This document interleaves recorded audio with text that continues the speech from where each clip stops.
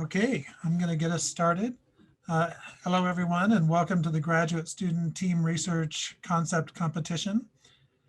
During the next hour, we will hear from 6 teams presenting their research concepts. These teams will explain the challenges associated with their research and the steps they would take to develop the research. Note that these presentations are an exercise in developing research approaches, and the teams are not required to implement the research following today's implementation or presentation. If you would like to provide feedback, constructive feedback to the teams, I'm putting a link in the chat, which is an opinion survey where you can just kind of pop in and just provide feedback to each of the teams. Each of the teams has 5 minutes to present, followed by 5 minutes of questions and answering. To expedite the Q&A, all questions for the teams must be posted in the chat window. The teams have been instructed to answer the questions that best help them explain the big picture of their research. So please do not be offended if the teams do not have time to answer every question. Once the team's total time is up, I'll cut off the Q&A in order to allow the next team time to present. So I'm going to put the Q&A instructions into the chat so that that is clear. Among us today are also 4 judges who will score each of the presentations. So be sure to attend the award ceremony tomorrow or Thursday at 2:30 to see which team wins the grand prize. So we're going to proceed in alphabetical order based on the title of the presentations. Please bear with us as we switch between teams, as this may take a few minutes. So with that, let's get started. And the first team will be the challenges of power systems during COVID. Who would like to be the co-host sharing their screen on that one? Just unmute and speak up. I want that. Was that Tawhid? Yes. Okay, you're ready. So go ahead and share screen.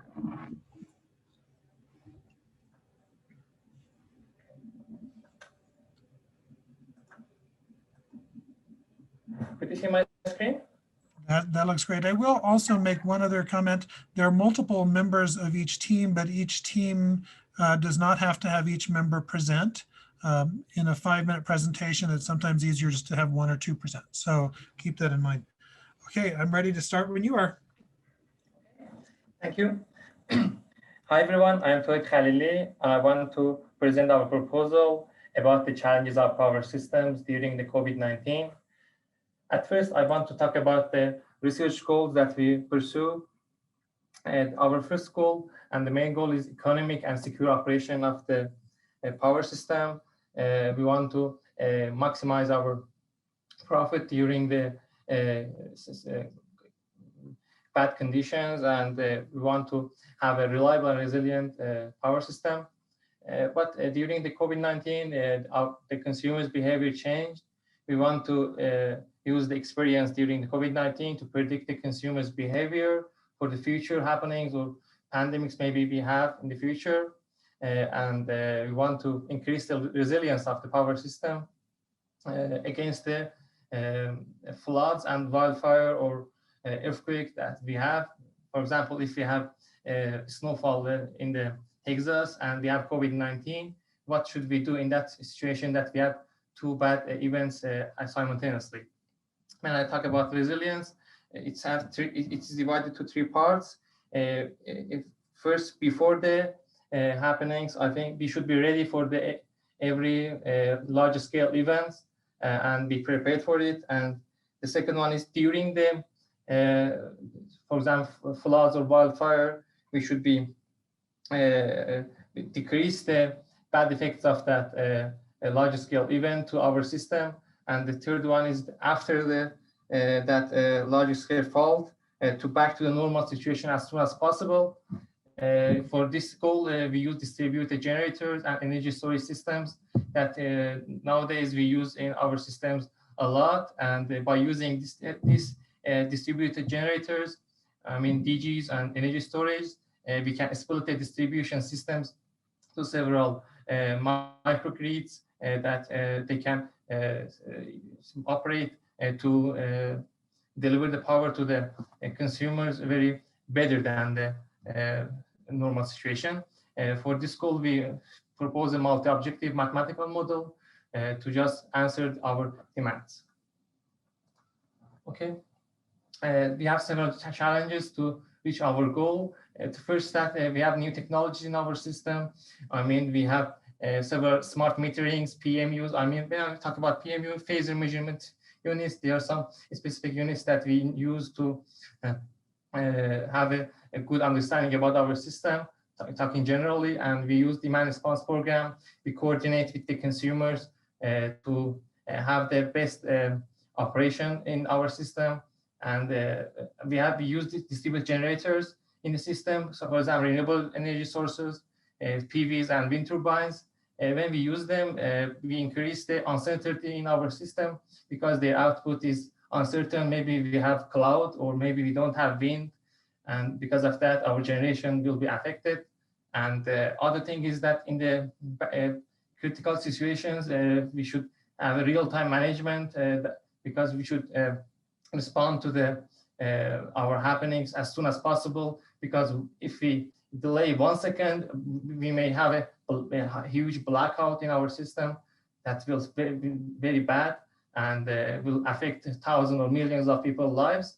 And we have controllable loads in, for example, factories or several units maybe have some loads that will increase our system's variables.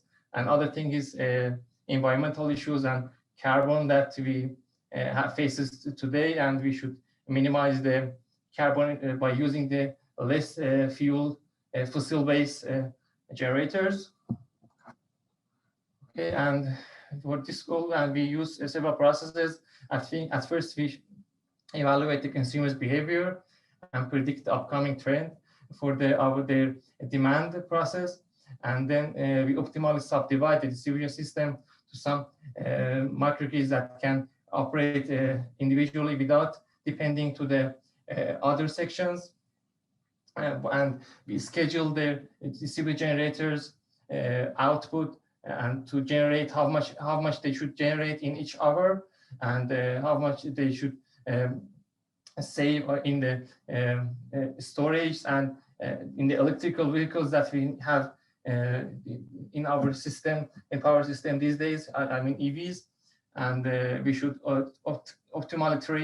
optimally manage the trading power between the different parts of system if they are able to do that. And the second process slides is as follows. And the goals after this process is to minimize the energy not supplied for each of these small parts of system. I mean microgrids. We should create a dynamic grid that we can change this microgrid's position and in each hour or each moment, and to improve the voltage profile of the system, because the voltage profile, if we have a smooth and high voltage profile, normal, we will have a minimum loss, and we will increase the reliability and resiliency of the system by using the several indices that we have. And we use MATLAB, and GAMS is a software for optimization for reach our goal. And our team members is as follows. At first, Raja Al-Tamimi, he is with the Institute for Space and Nuclear Power Studies with the Department of the Nuclear Engineering. He is an expert in the optimization, as he has worked with several national labs and several universities. He has worked with over 40 countries and with several projects. He will help us to reach our goals. The second is Sadat Ahmadi. He is with Department of Biology. He will help us to know the consumer's behavior and know how they will behave in the future events, considering the COVID-19. And the third one is Muhammad Ahmadi. He's an undergraduate graduate student. He's an accountant. He has experience for about 20 years. And I think he will start his master's in this fall. And he is an asset to our project. He will have a lot of experience in the real world projects, and he will help us to, from accounting point of view, to increase the profit of the system during the COVID-19. And the third one is me, and I'm with the Department of Electrical and Computer Engineering. I have published tens of papers about the reliability and resilience of the system. And the conclusion of our project will be we have a reliable and power system during the critical conditions and be prepared for the future events. And the main objective is quality of the power delivered to the consumers during pandemic will be increased. And this is our references, and thank you. Any questions?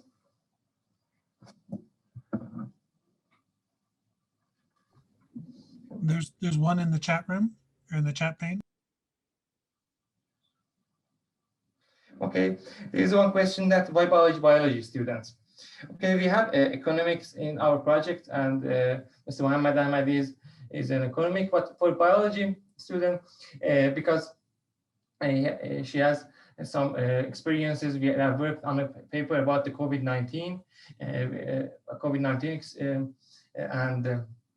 she will help us in this paper as well. She knows she works with the paper people's behavior on the how they behave during the COVID-19, and she will help us regarding that, because we don't know about COVID-19 and people's behavior about that. Okay, that's it. There is no other question. Okay, there's another question. What data will be used to populate the model? How will the model be validated? Okay, we have several test based in the power system. For example, IEEE systems that we will use, because they are test case and they're standard, and we will model our system in the IEEE system, IEEE 33 bus, IEEE 69 bus system, and we can validate our system by using the standard data that we have in that system. Okay, I'm waiting for any questions.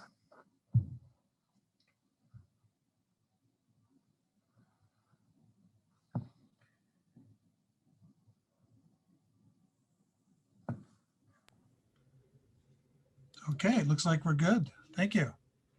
Thank you. So our next presentation is Consciousness, What We Know and Where We Are Going. Who will be sharing screen on this one? Oh, hi, Tim. This is Radha. I'll be sharing my screen on this one. Okay, and I think you're already a co-host, so you're ready to begin whenever you want. Sure, thank you.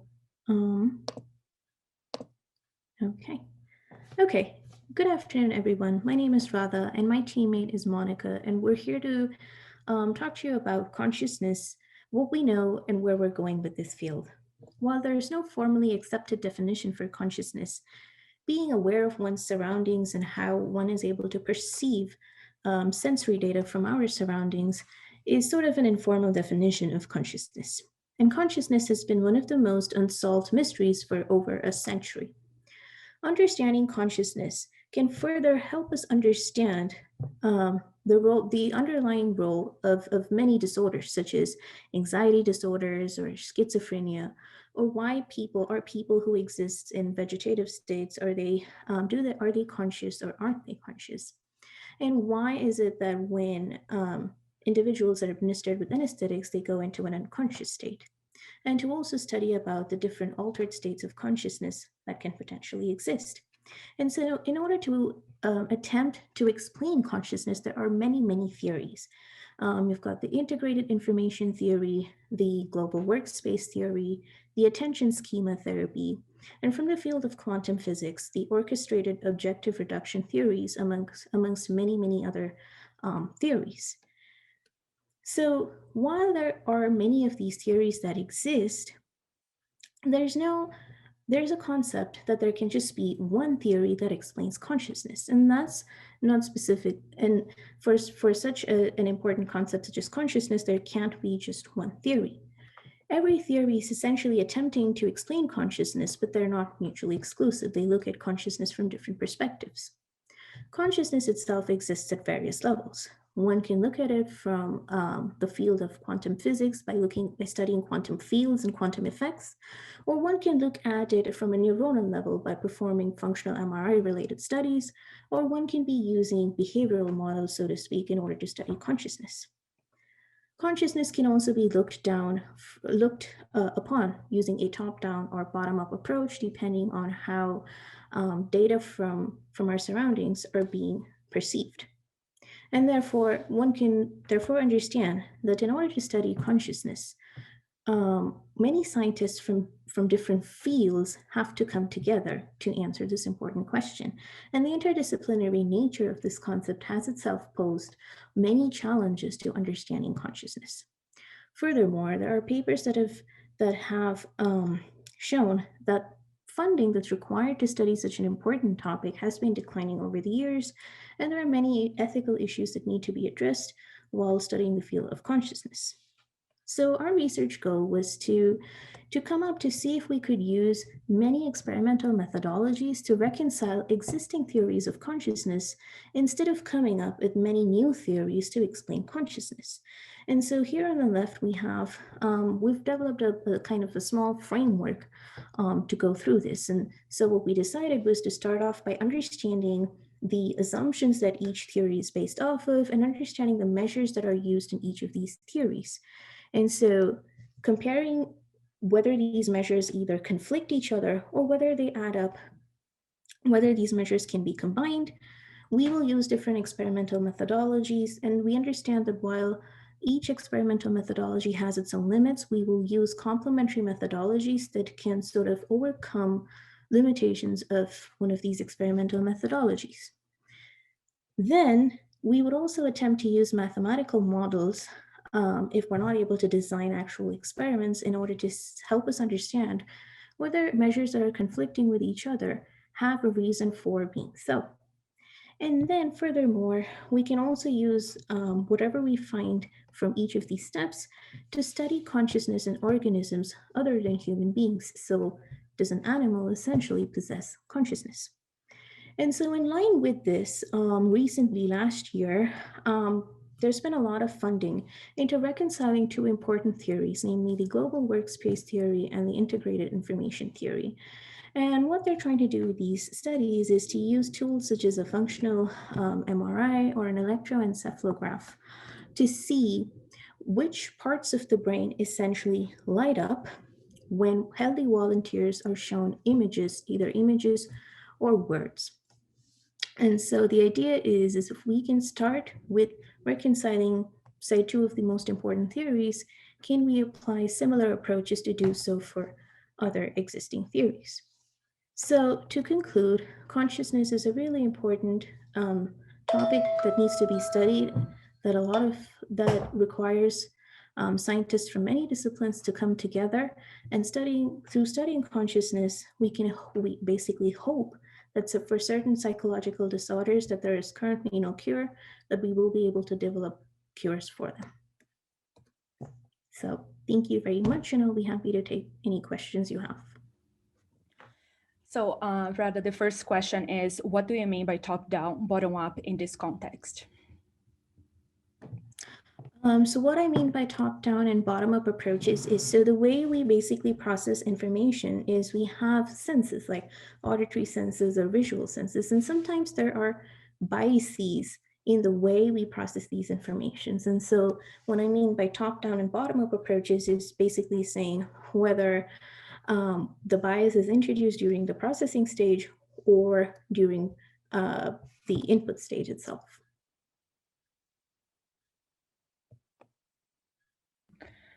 So now they're asking who are the team members and how are they suited to this research idea? So I'm one of the team members. Oh, and if you want to introduce yourself, Monica, that would be great. Yeah, sorry, I'm Monica, I'm from the psychology department and I am the teammate with Radha. Right, and so Monica is from the Department of Psychology and I'm from the Department of Engineering. And so we're trying to see if we can sort of come up with engineering solutions to understand consciousness. So the next question is, are there problems with scaling from quantum level to behavior that are difficult to reconcile? Well, in a way, yes, because it's very difficult to understand um, quantum fields and quantum effects essentially because they take place at such a minute microscopic level. Therefore, what happens at such a microscopic level can sometimes doesn't get actually translated easily when you're scaling it to, say, our levels such as our human regular microscopic levels. And so, yes, I do think that there are problems with scaling. So the next one has several parts. Do you expect the models at each level to be related? And are the higher levels model they're derivable from lower level models? Okay, we can do this two first, I think. Do you want to take this question, Monica, or? So I think one of the challenges is for us, as we are exploring like the major theories, they are looking at different levels, and we are trying to find a point of agreement because if you think of an organism, we have several things. When you think about the neuronal activity to the synaptic level, this is one of the levels, and then we see something expressed in behavior, and then. So just to give an example, if you have somebody have somebody that has schizophrenia and you put that person in an fMRI machine, they might have parts lighting up in their brain that are related to something that's not happening because it's an illusion. So how can you infer from what you're seeing there what is exactly happening and how that can be translated to somebody that doesn't have a condition? So it would be too simplistic to just look at something from one level and draw conclusions from that. So that's one of our goals when we started exploring this, was to find the connections between the levels, and if we can look at things at different levels and come up with the same conclusions. So the other question is, what mathematical tools do you anticipate to use? Well, for example, I know that for the integrated information theory, we could essentially, since information is being integrated across the brain, you could start off with looking at the different features of consciousness. And then from there, see if you can derive mathematical principles that can be applied to understand, or at least predict what parts of the brain are going to be involved while information is being processed for consciousness. And I think that's all the questions we got.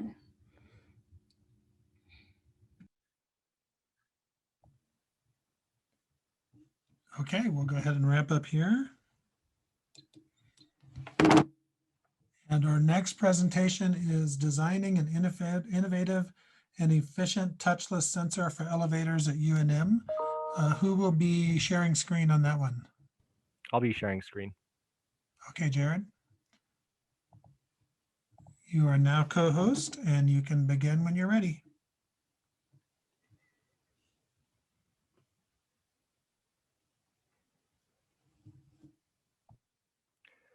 All right. Can everybody see it all right? All right. Thank you. So I'm Jared Kirsch, and I'm going to be presenting today on designing an innovative and efficient touchless sensor for elevators at UNM. Our team is composed of 3 members, Abu, Nusrat, and Jared, and we're all students in the UNM School of Engineering. We encompass 2 fields, mechanical and electrical engineering. So our research goal here is to reduce surface contact transmission in elevators at the UNM main campus, although hopefully this approach could be extended to other campuses as well. And the purpose of this project is really to facilitate more in-person classes. We've seen that some types of classes really work best in person. And although, a lot of students have been very adaptive transitioning to online class meeting platforms, there's definitely something to be said for in-person classes in some contexts. Also, we want to provide a safer atmosphere for people that have to be on campus for other reasons. And we want to give us a substitute solution instead of installing entirely new touchless elevator systems at UNM, because such systems do exist on the market. So our solution, we believe, would be easy to install and the cost would be lower than available market price. So there are several challenges associated with the goal. The first challenge being integrating with the existing elevator panel. There's typically an exterior switch and an interior array of switches or buttons. And we have an idea of how to do this, but there are a lot of details involved with integrating the circuits to each other that we would have to work out. We have to market the feasibility of the idea, since there's going to be substantial inertia to such an idea due to the time it takes to install the new sensor systems, and also whether people want to suffer the inconvenience of possibly not being able to use an elevator for a couple of days. But we believe we can get past that challenge given the benefits of this system. The switch design details are going to be another challenge. And for the first phase of our project, for the single exterior switch, we actually have a working prototype. But for phase 2 and future phases, we would have to look into the switch design details further. You may ask, for the interior of the elevator, for the array of sensors, how do you avoid activating a neighboring sensor to the sensor you're actually trying to activate? For example, floor 5 instead of floor 4. Well, we're going to have to work on optimizing the design parameters, such as the field of view of the sensors and the activation distance from the finger to the sensor in order to avoid such things. But we're pretty confident that that can be done efficiently. Installation logistics remains another challenge. And what we mean by this is, who are we going to work with to install the switches or sensors? Meaning, building engineers or such, and then what time of day to do it, and stuff like that. Development and installation costs, we're pretty confident we can do it at a low price, but we also need to constantly be going back to this goal as we move forward in the project. So our research project will essentially have 3 phases. In the first phase, we're looking at just the single switch on the outside of the elevator. And one beauty of this approach, I think, is that by breaking this up into 3 phases, we have a real proof of concept phase at the beginning here, where we can work on the circuit design, implement our already existing prototype into something that's a little bit more functional, and then go into a trial or testing stage where we have this implemented on a single elevator system, and we can collect surveys from users to see, if they think that it's a really good improvement, if they think it's inconvenient or whatever, and then we can scale up to multiple elevators and phase 2. And in phase 2, we can work on the interior of the elevator, where we have a whole array of sensors. So again, we'd have to work on design details, and then the trial phase, and then scale to multiple elevators. In phase 3, we're looking to really have an open phase where we can explore design improvement and extend the project into truly publishable research. So in this phase, we might even be able to get people from other departments to collaborate, do work on patterns of movement throughout buildings, integrate the sensors into the UNM Wi-Fi network for data collection and analysis. So as you can hopefully see on this slide, we have this working prototype, and you can see this repeated test where a hand is placed at a certain distance from the touchless sensor and it's activated. There's a render of what our exterior switch would hopefully look like above that. And what we really want to do is install our system over top of the existing push button system. And that way, and you can see that kind of on the left over here. But we believe that by installing our system over top of the existing system, we can eliminate surface contact transmission of COVID and other such viruses. But at the same time, we have the flexibility to return to the push button system if needed, or we can adapt the system for future pandemics. Here's the demonstration again, and you can see an example activation distance. And that's what we're talking about when we're talking about narrowing the design parameters, that distance from the finger to the sensor and then the field of view. You can see a rough circuit diagram here on the lower left, where we're just talking about how we're going to basically install a a replacement system without totally removing the existing system. And the design cost, we've gotten an estimation of about $50 for the single sensor on the exterior of the elevator. We believe this is pretty reasonable, especially when you look at market prices. Phase 2 with the sensor array on the interior of the elevator would obviously involve an upgraded cost, but we believe it will still be reasonable, especially when you consider that installation of these systems would be in-house. So in terms of our team's contribution, I'd be working on the basic switch design in phase 1. In phase 1 and 2, Nusrat would be contributing. So Nusrat and I would be partnering phase 1, and then phase 2, Nusrat and Abu would be working on the push button panel design for the interior. Phase 3, again, it's really open and we have potential for a lot of collaboration there. Here's our contact information, and thank you for the opportunity to share our idea here. Any questions? There is a question in the chat.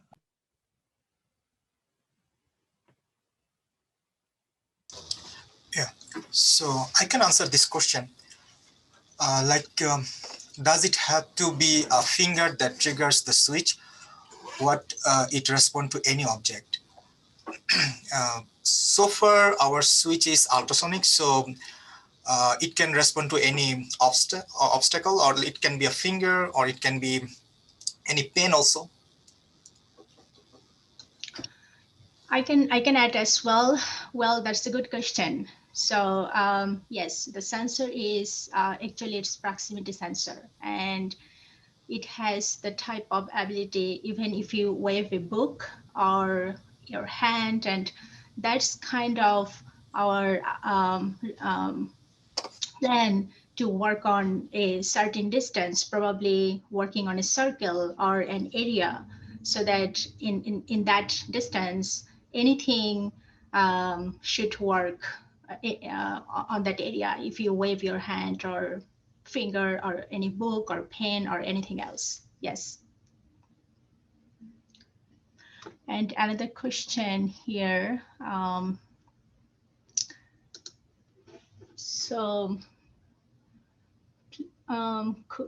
Have you considered accessibility issues? That's another very good question. Thank you very much. But we will. We haven't thought yet, but we definitely will. Well, since this is a sensor, and then I think it's possible to do that. So I can't say precisely now, but I think it's possible. That's a good question. I can add to something to that question. So we can also think about a voice recognition switch also. That's true. Yes. Yeah. Can the distance be expanded? Okay, so another good question: can the distance be expanded to detect a person walking up to the elevator within a couple feet? That would be a difficult technical problem. If we can do that, we would be able to achieve, because I don't believe in that distance, like sorry, I'm going to cut us off, and we're going to start on our next group. I'm sorry, Nusrat. Thank you. Okay, our next group is going to be development of a multidimensional resilience scale. Who will be presenting there? That's going to be me, Tim, Elena. Okay, and I think you're your co-host, so I think you're ready to go.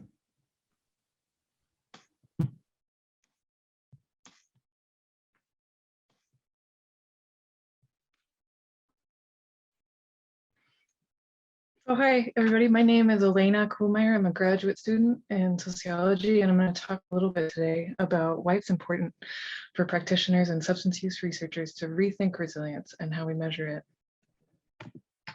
The concept of resilience has gained significant traction in research communities in recent years as a way of flipping the script on traditionally deficit-focused narratives for explaining the persistence of substance use disparities. Wu and colleagues define resilience as the ability to adapt successfully in the face of stress and adversity. However, there are significant issues with the existing use of the concept when applied to communities of color. Focus on resilience can ignore the root causes of suffering and place responsibility on oppressed individuals for persevering in the face of inequitable structural conditions.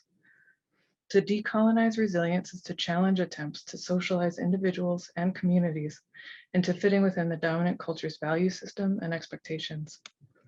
We propose to develop a multidimensional scale to measure resilience as a multi-level construct. It will provide a means for assessing and understanding resilience in the context of ameliorating substance use disparities.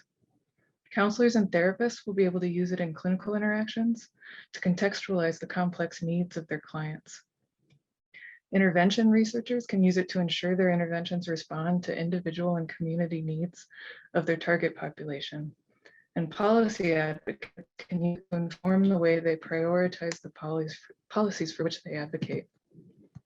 To develop this measure, we envision a community-engaged mixed methods process. Initially, this process will be driven by an in-depth qualitative investigation. As part of this stage, we would convene a community advisory board, or a CAB, that would be intensively involved in the development and screening of interview protocols. We would conduct interviews and focus groups with communities of New Mexicans from diverse populations and regions of the state regarding their perspectives on resilience in their communities. This includes attention to intersectional dynamics that shape simultaneous experience of different levels of privilege and oppression. Next, in our sequential design, we will develop a scale based on the qualitative data and in collaboration with the CAB.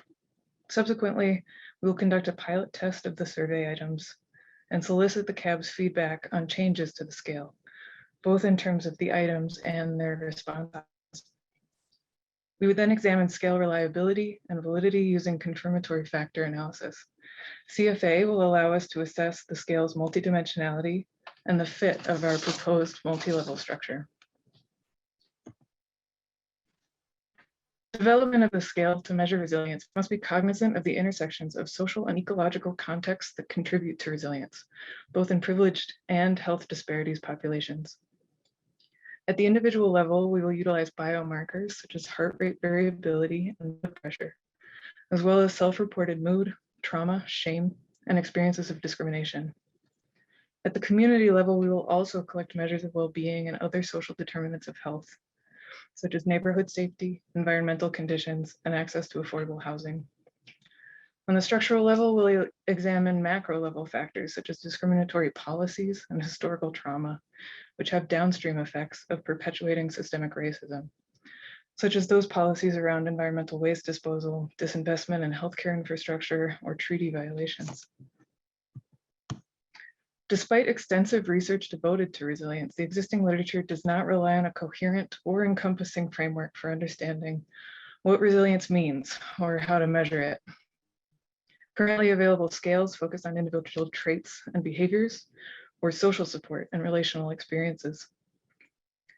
Further, measures are often normed based on a white Western baseline. Incorporation of measures of physiological, psychological, interpersonal, and structural indicators of resilience will need to take into account populations and experiences that have been traditionally excluded from the research process. As a result, overcoming cultural mistrust will prove a significant barrier in a community-engaged process of scale development. It's important to consider cultural mistrust in understanding health disparities, as it can negatively impact service utilization, treatment adherence, and patient satisfaction. Our team was formed through our involvement in the Substance Use Disorders Grand Challenge. As graduate students in counseling, psychology, and sociology, we each bring an important perspective on the challenges and solutions for promoting resilience and addressing substance use disparities. The diversity of our expertise uniquely enables our team to address these challenges and to develop and deploy this measure. And I think we'll take your questions. Thank you.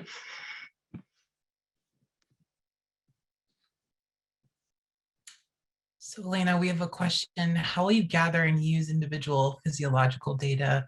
Process was surveyed based. How will you gather the physiological data? Bridget, are you there? Are you able to speak to this?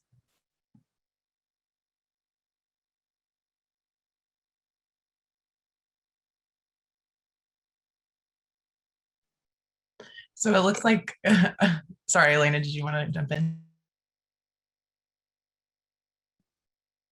So it looks like our expert in biomarker data collection is having some technical difficulties.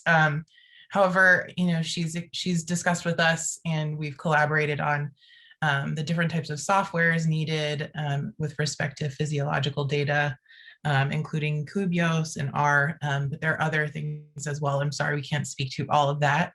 The second piece of the question, so the process is survey-based in the sense that we're going to be generating a survey based on collaborative approach. So we are going to interview people and do focus groups to really get a sense of what resilience means, in addition to getting a sense of what it means with respect to kind of mental health and substance use and other health outcomes.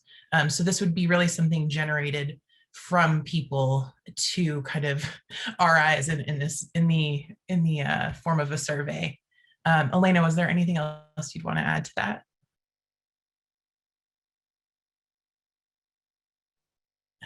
So there's another question in here. So do you think your research is applicable to and can be helpful to underrepresented faculty as a group within the community of a department? Ooh, absolutely. I think that we're kind of going like broad scale with this and thinking that every kind of different group is a culture in and of itself, and there's resilience specific to multiple groups. So I think if we think about it in a more academic setting, we might want to ground our methods more within that context. So including people, including underrepresented faculty in the focus groups, in the interviews, and other members of the department like staff and students as well. Hopefully that answers that question. Other thoughts, Elena, or other members of our team? I was just about to say, I think, some of the indicators might be a little bit different than what we were envisioning, but I think it could have a really important use in an academic setting for sure.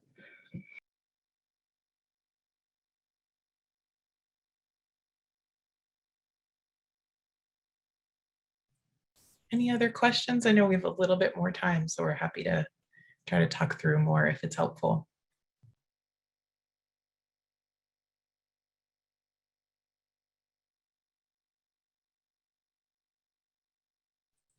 Yeah, I think one of our team members is also having technical difficulties with her mic. So I'll just read what she mentioned in the chat, that the goal of this scale is that it can be adopted to any setting. So it's really context-based. So our process can really be contextualized depending on the setting. Why is it important to work with a CAD? Oh, good question. Elena, do you want to speak to this? I can start at least. I think, because we are coming from a relatively privileged setting in academia, I think, we don't always have a very good sense of what's going on in communities. And so a community advisory board would allow us to get feedback on the work we were doing and to adapt our process to fit the needs of the community. There's probably a more in-depth answer, but.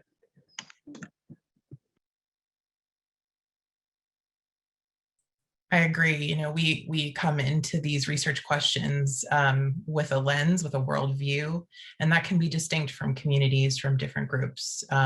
So it's important for us to not privilege our knowledge and our worldview over other folks, and really get consensus on the meaning of these constructs, because inherently, the tools that have been developed already in our respective fields have been from a particular worldview and lens. So in many ways, we're seeking to decolonize and make this approach kind of anti-racist.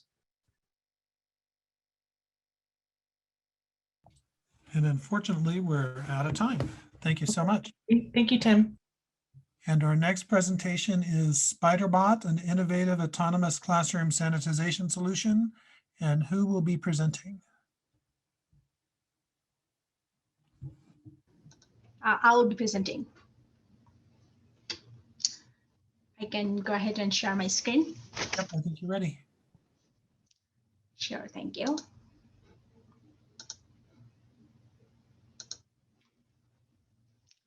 I hope everyone can see my screen.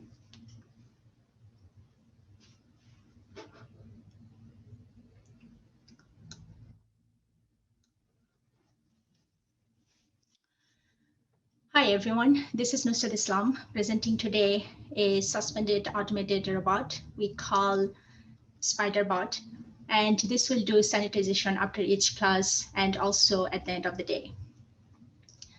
So here is our team members. Abu is the team leader.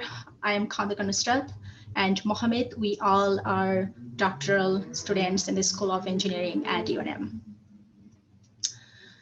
So we are motivated by current pandemic situation. As we know, from next semester, we are going to have in-person class. So in order to have our regular classes and reduce contamination, we would like to introduce our disinfection solution. To make campus COVID-free, university will be needed something like this, or more people to clean the classrooms and other things, which require a big amount of university budget. So here is our innovative Spiderbot. It has mainly two functions: UVC disinfection after each class, and site nodules spray end of the day, like creating a firewall for virus transmission. Another unit that makes Spider work on ceiling. Actually, it's not only for COVID situation. We also need to be prepared for future pandemic as well. Vaccine can take more than a year, and we don't want to stay home again for that long. So this pandemic may over, but this Spiderbot still would be useful as a disinfection solution to reduce the labor cost and university budget. Also, this can reduce the retasking facilitator labor. So the biggest challenge is probably going to be the hardware design. What I mean by that, to design the whole hardware system and mount the Spiderbot on ceiling, which would be anti-gravity. So there's a lot of math calculations to design these two units of UVC and sprayer system. So since our focus is at the moment at UNM for a standard classroom size, but it could be useful for any other classrooms where the roof could be too high. But we have a couple of ideas for that. After this mechanical design, we need to take into account the angle of the laser distances, the laser intensity that can kill the germs, and of course, making sure the safety level of laser intensity for human. And some challenges are for sanitizer sprayer unit as well. And once the design is done, we would like to develop a operating software for the Spiderbot to be automated operational. And then adding remote control is another difficult job to do. So the whole unit mainly designed into three phases. The first phase where we take into account these factors to design UVCs such as classroom size, objects, surfaces, ceiling size, safety risks, and do the math and simulation on laser coming from the eyeball to surfaces in the classroom.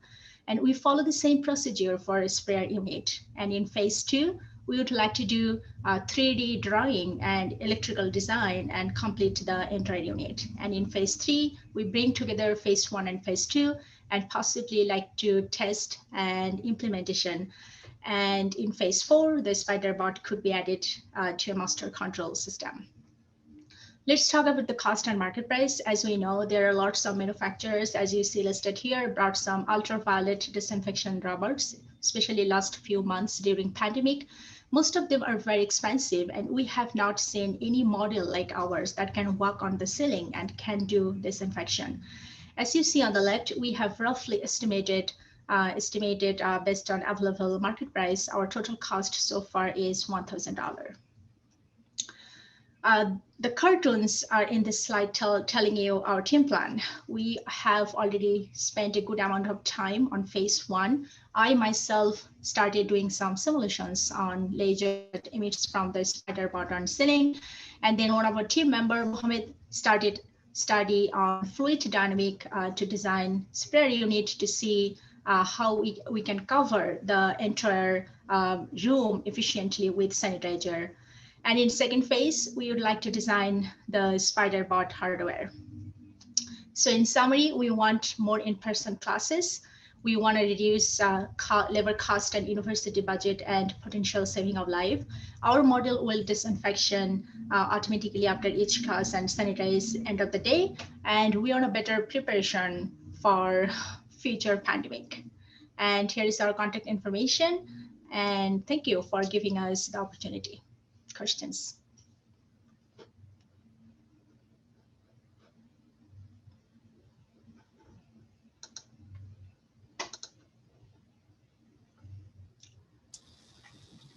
I'm taking this question. Thanks for this question. It's a very good question. What type of sanitizer do you envision? We haven't worked on that yet, but so this is a matter of computational fluid dynamics, and it depends on our analysis, CFD analysis, and how basically it depends on how fine the particle can be, and based on the CFD analysis, we'll decide the type of sanitizer.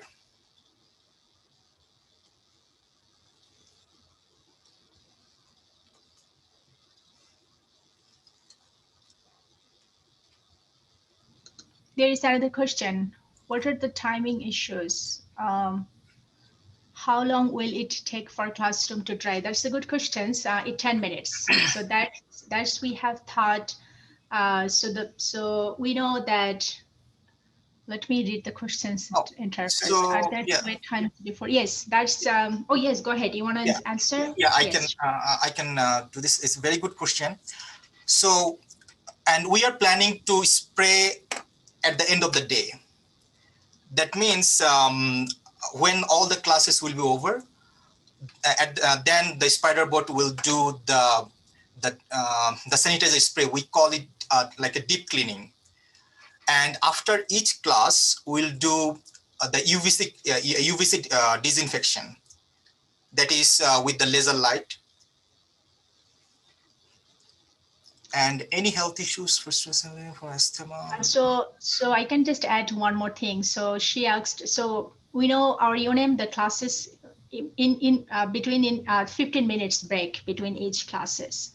And we plan to do our job like in 10 minutes.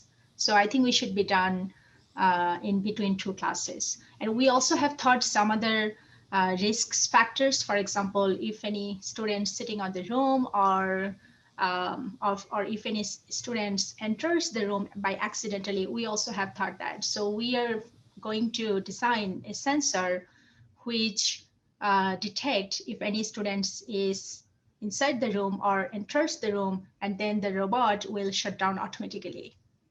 So we have thought about that. Any other questions? I just want to add to that, Nusrat, that they're talking about the health issues for students. So basically, as Abu said, that the sanitizer will be only at the end of the day, but in this 10 minutes, we will do only the UV disinfection. So during the day, we just want to make sure that no one is in the class during the operation. That's why we thought about this sensor that Nusrat was talking about. But at the end of the day, we will do the sanitizing, which is a spray. So it has the whole night to dry. So no problem, I guess, for the health issues. Thank you. That's right.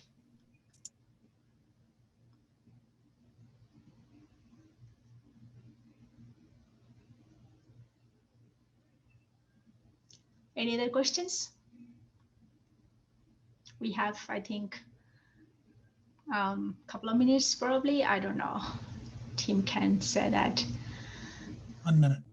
Okay, I got one question. I think the UVC sanitizer is a good idea, but I'm concerned about what chemicals would be used in a spray, allergies, VOCs, and how. Well, yes, as our team leader Abu mentioned earlier, we haven't worked on that yet. So I believe, we believe there are a lot of sprayer sanitizer out in the market. So we will definitely follow the CDC and EPA rules and regulations. I just want to add to this, please, that the spray itself will be designed to deal with any kind of fluid. So we will go with the recommendations from UNM. So whatever UNM recommend for sanitizing, basically we will go with that. So basically, assume that there is a worker that is sanitizing by himself is wiping the surfaces by himself.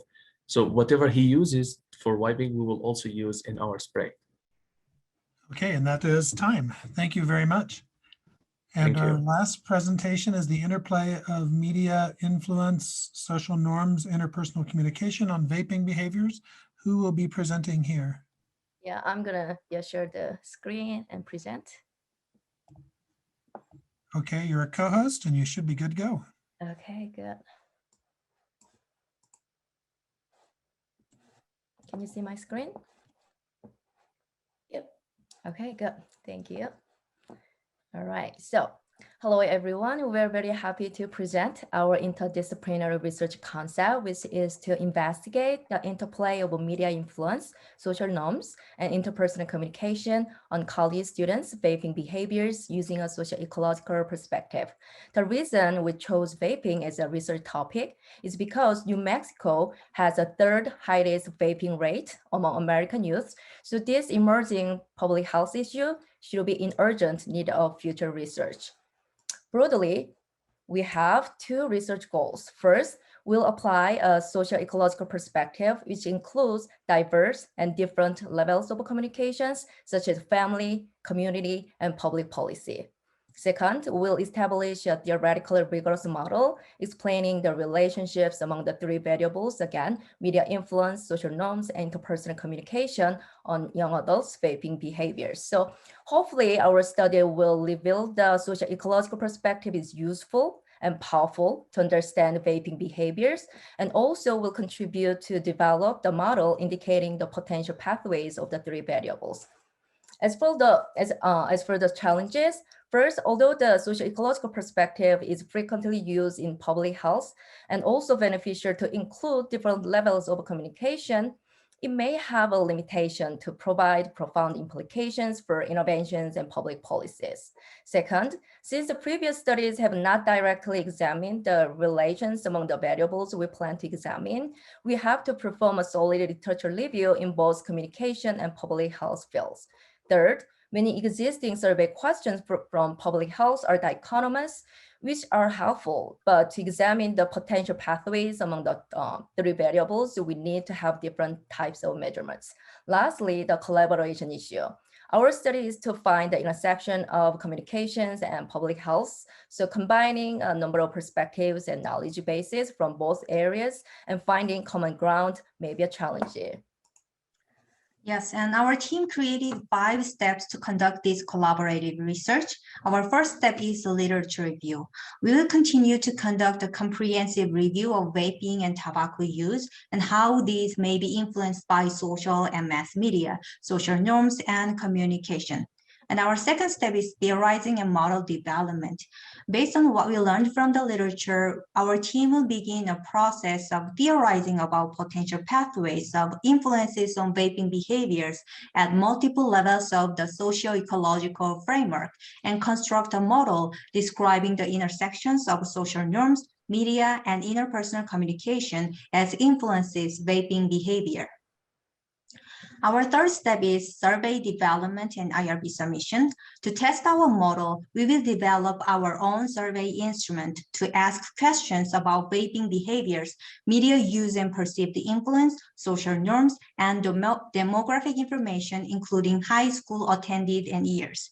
Because we are interested in vaping influences among young people in New Mexico, we will design our survey instrument for college students in New Mexico. And we plan a pilot test of our instrument in CNJ Department and College of Population Health and incorporate their feedback to improve our instrument before implementation. Then we will submit an IRB proposal. Our fourth step is data collection. We plan to distribute our survey to college students attending universities in New Mexico. Because many college students who graduated from New Mexico high schools attend all universities in New Mexico, we anticipate that this strategy will allow us to have a good representation of students who are adolescents in our state. And survey administration will take place during one semester over a period of no more than 8 weeks. Our last step is data analysis and reporting. All members of our research team are highly skilled at quantitative method and using statistical software. So to test and interpret our model, we will determine which statistical analysis we will conduct. Moonson will run statistics software, and then all members will participate in interpreting the data. More specifically, as a team leader, Courtney will lead the overall process of this project. As a licensed master social worker with connection to social work programs at universities in New Mexico, she will coordinate the recruitment at those universities. Moonson and I will contribute to developing a theoretical model, survey, and statistically analyzing the data by bringing communication perspective.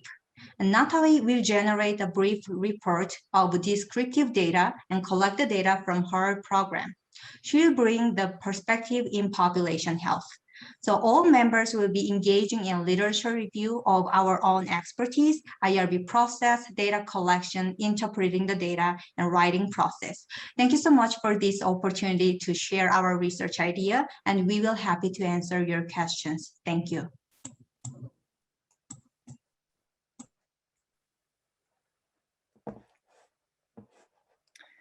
Okay, we have a question from Tom. Vaping has been presented as a less dangerous alternative to smoking. Is this idea still widely held or used for marketing purposes? Natalie, do you want to address that question? Yeah, I'll go ahead and address that. Thanks for that question, Tom.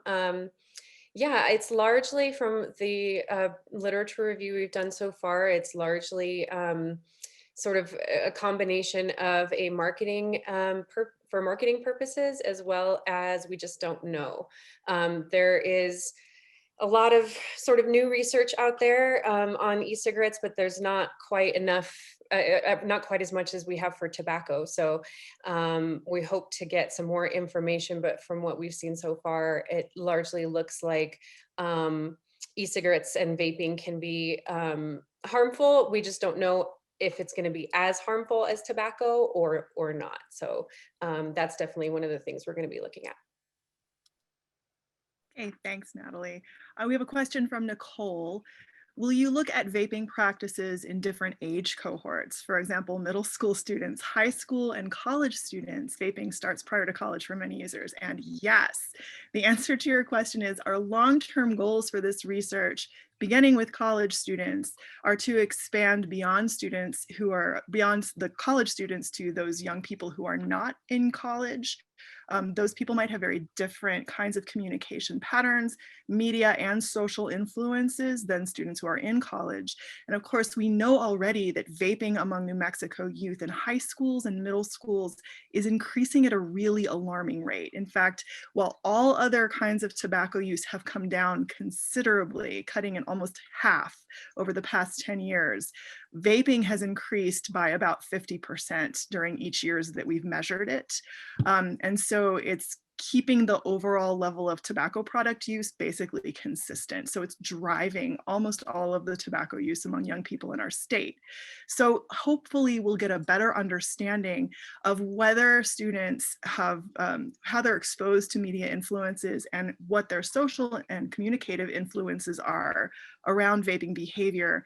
And we're hoping to ask what that was for them when they were in high school and what those are for them now, to give us a better sense of how they started with vaping and maybe how they are changing their behaviors as they age. So yeah, that's a really great question. Thanks, Nicole. Other questions? Okay, rolled. Different vaping liquids and brands can vary in the amount of nicotine, especially with custom blends from some shops. Will you ask what kinds and brands people use? My dogs are barking, sorry. But I would like to say that, yes, we have some questions that we've been considering at this point. We're also collaborating with the New Mexico Department of Health Tobacco Use Prevention and Control, or TUPAC program, and they have some specific things that they're interested in. And one of those is what people are vaping, because, you know, it may not necessarily be tobacco or nicotine. I know people vape marijuana-based products as well. So we probably will want to capture some of what people are vaping in that as well, yes. Mary Jo, once recreational cannabis is legal, and yes, it can be vaped. Would that affect our study design? That's a really great question, and thank you for bringing that up. I definitely think that also ties into Rold's question, and we'll definitely want to consider what's being vaped. And at this point too, we're not sure what the long-term health consequences of vaping are, as Natalie said. And we're kind of at a place where we were with tobacco about 60 or 70 years ago, right? Where the long-term health consequences aren't well established. And since all of the research is based on like social influences and media influences based on tobacco, the media landscape looks really different now, right? So we definitely want to start right away to get kind of ahead of this while we can. Okay, and that is time. Thank you so much. I encourage everyone to attend the award ceremony and also to check out the keynote, which is probably going on right now. Thank you very much. Bye-bye. Thank you.